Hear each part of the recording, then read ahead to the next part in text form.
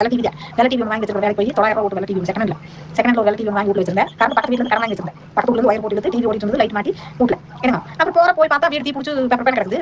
பீரோல 4500 பணம் வச்சிருந்தேன். சீட் பணம் எடுத்து பீரோ வச்சிருந்தேன். தங்க மோதிரம் பச்சை கல் வச்சு மோதிரம் பீரோ வச்சிருக்கேன். எல்லாம் நாசமா போச்சு.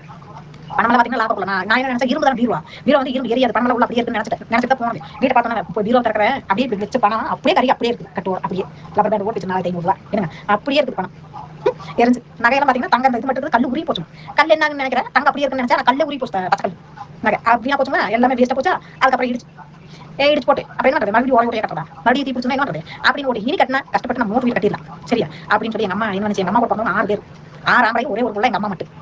எங்க மாமா அவங்களை ஒண்ணு கட்டு துணியோட நாங்க எல்லாரும் நிக்கிறேன் வீட்டுல 5 பேர், நானே எங்க அண்ணன் அண்ணி அப்பா அம்மா 5 ஆள் கட்டு துணியோட ஒரு துணி கூட வெளியில எல்லாமே எரிஞ்சு வேஸ்டா போச்சு. டிவிஎஸ் 50 எரிஞ்சு வீணா போச்சு.